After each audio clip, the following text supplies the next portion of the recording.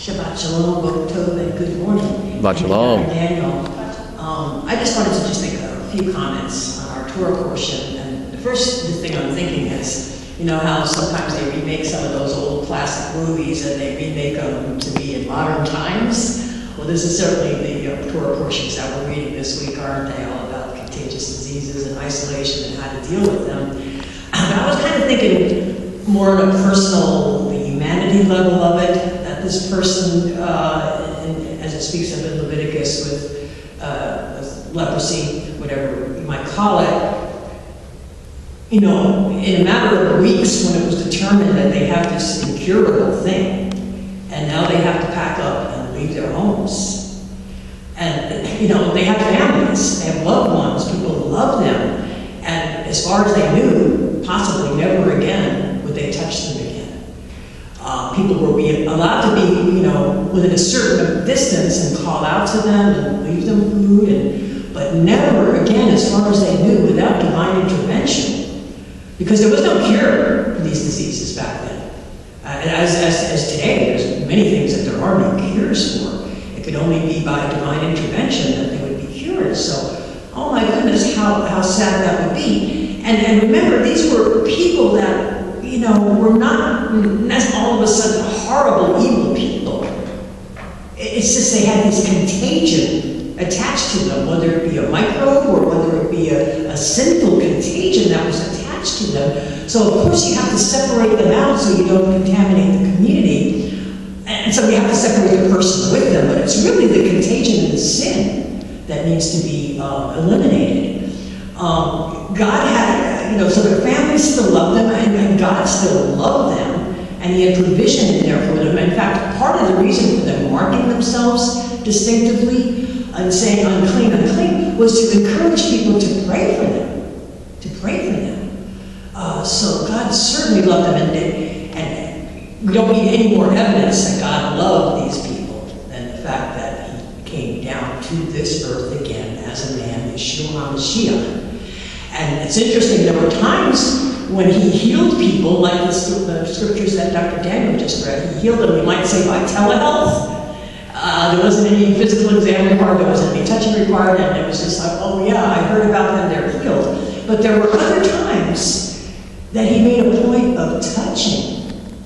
And this was really radical, to touch the leper. Was He breaking the law? No, remember the intent of the law was to get rid of the contagion, and that's what He was here to do, to get rid of the contagion and get rid of the sin, and to get rid of the uncleanliness and to bring healing. So thank you, Lord God, that You are Jehovah Yapha, that You are come to heal us, and that You set an example that there are times that we should maybe stay distant, and there are times that we should draw near and touch people. And that's kind of bringing the heart into the law, which is what Yeshua came to do, to bring the heart into the law. I just wanted to share another anecdotal example of something that I experienced in 2006. I was volunteering as a nurse's aide in a hospital in Jerusalem, the Port Halim Hospital.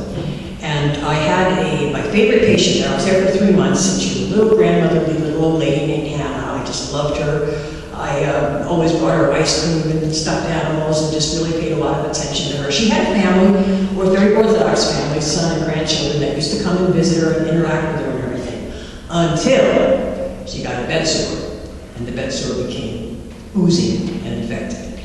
And then she was put into isolation, into this room, all by herself. No stimulus at all. In fact, I would even bring her a radio. I brought her a radio just so she'd have some stimulus in the room. And I remember one day I went to visit her on a Shabbat on a Saturday morning, and the radio was gone. And the nurses told me, oh, no, the son took it away. Not that she couldn't listen to the radio on Shabbat, but he was afraid she might do work by turning it on or off. So he was really following the letter of the law. But once she went into isolation, the family never touched her again. The closest they would get was at the doorway to the room, and they would kind of wave at her, and that was it. Even though they could have gone in there with protective gear, they could have gone on gowns and gloves and masks and gone in there, but that's not how they saw it. This was explained to me later by a rabbi that they just could not get anywhere. I think it was like maybe 8 feet from her or something like that. So it was very, very sad. I I still continued to go in there and visit with her and interact with her and kiss her and hug her. And the son, who didn't speak English, but I felt like he was very often giving me disdainful looks, like, you Gentile, how could you be, I just felt, bad vibes from him, but I was mistaken. Because when I finally left, she was alive when I left to come back to the States, and I said goodbye to her, and it was a couple of days later, and I was on the layover in Switzerland when my cell phone rings, and it's the son calling me, and he's speaking to me through his brother who spoke English, but the son is speaking Hebrew in the background. And they called me to let me know that Hannah just died. His mother just died.